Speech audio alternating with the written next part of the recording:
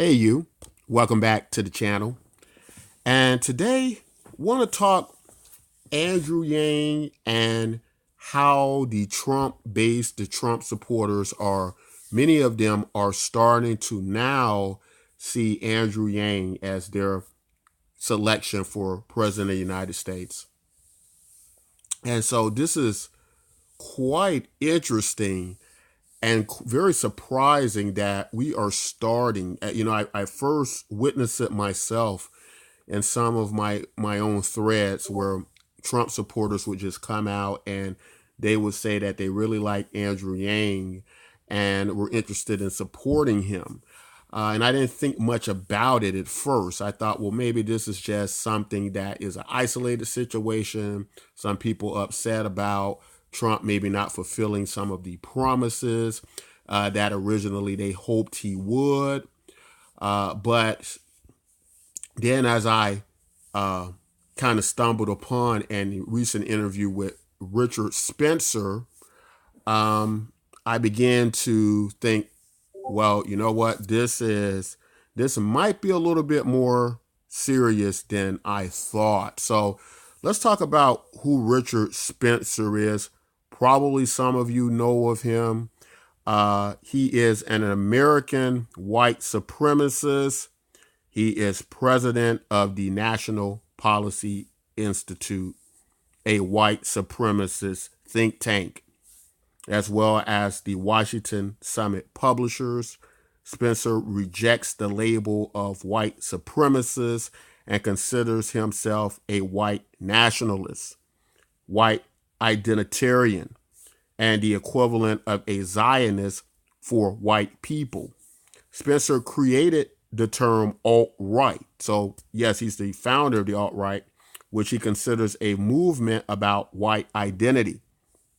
Spencer advocates white European unity and a peaceful ethnic cleansing of non-whites from America and the creation of a new political order he believes would resemble the Roman Empire.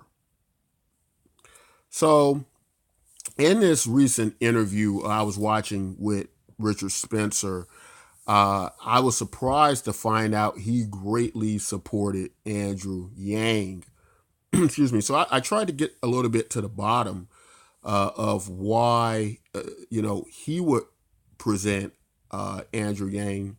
And, obviously I don't think every Trump supporter is is a part of Richard Spencer's group. I'm sure it's many Trump supporters who have nothing to do with Richard Spencer's movement, who just see Andrew Yang as a good candidate for them that helps them and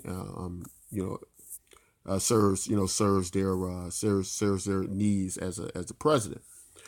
But there has existed, that we're well aware of, this narrative that a lot of the support that Donald Trump received came from that area of the political sphere, and that was white nationalists, racists, and a variety of people, in that area. And in this interview, where people like Richard Spencer gives over a lot of support to Andrew Yang, it just makes you think about what this election is going to look like between Andrew Yang and Donald Trump, because I do believe Andrew Yang is going to be chosen to represent as a Democratic elect candidate to run for president, and I do believe he's going to face off with Donald Trump.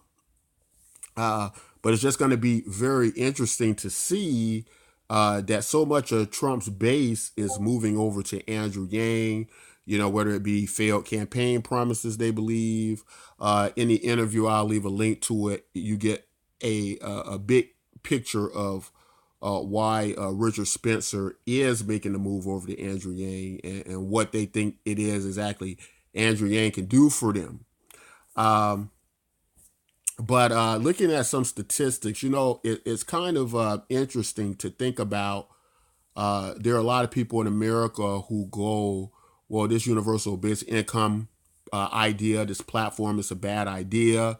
It's going to hurt American people. You're going to have all these lazy people who don't work, and they're taken from the system, and a variety of things like that.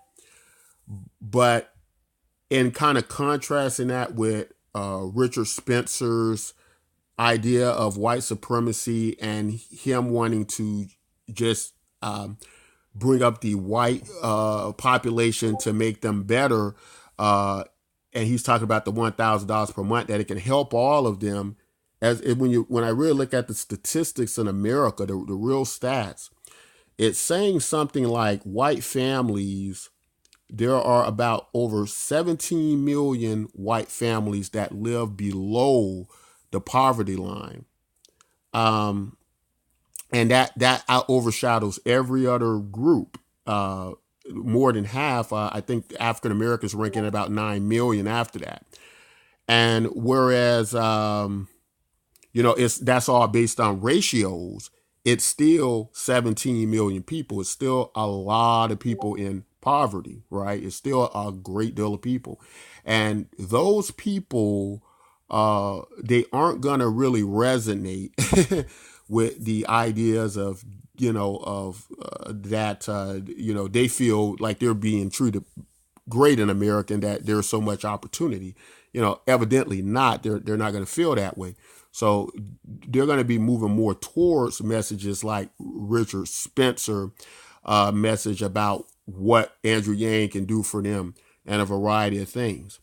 And, it just shows the amount of weight in a very short period of time that Andrew Yang's campaign is gaining, because I think this is going to become like a domino effect as someone like Andrew Yang, his message is received fairly well by all Americans, right? It doesn't matter your racial identity. It doesn't matter your background or anything like that. There are people from all economic backgrounds that support universal basic income. There are rich people that support universal basic income. There are, middle class people. And so there's people who don't need it that support it, right? They might see it as a way to stimulate the economy. There's many economic theories. We can go down the line and we can argue about what that will do to the economy, and we'll probably come up short, right? Because, first of all, somebody like Andrew Yang is very smart. He's went to Ivy League schools. He understands the economy. He knows how money works. He's run successful businesses. And, I think one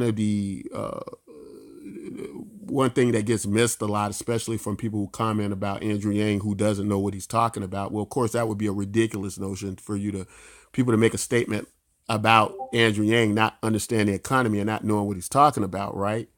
And especially that coming from people who don't even have a background in economics. So it's pretty crazy. But what it does show is that we can write economic theories and papers all day about how universal basic income will hurt the system or how it will help the system. But looking at that many Americans and this variety of people starting to come into Andrew Yang's camp and saying, you make sense to us, we support you, is something I think that people really need to take deeper to consideration, figure out what's going on with Andrew Yang and why is that happening.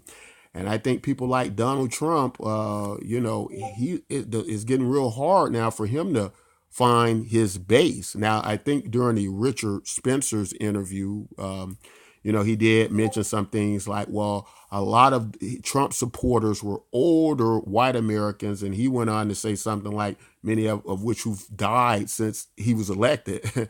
I don't know the stats on that. I don't know if that's true or not. But what it does seem clear to what Richard Spencer is saying is that Trump is losing a lot of that support he had. And I'm noticing it around me that these people are jumping over real quick. And now people like Richard Spencer and others are starting to highly promote people like Andrew Yang and all the Pepe the Frog memes and all that stuff jumping around all over the internet now. So this is going to be a very interesting election, guys, and a lot of people now are going to be supporting Andrew Yang, and it's going to be interesting to watch. I love to hear you all's thoughts about this. If you like content like this, don't forget to like and subscribe. And until next time, take care.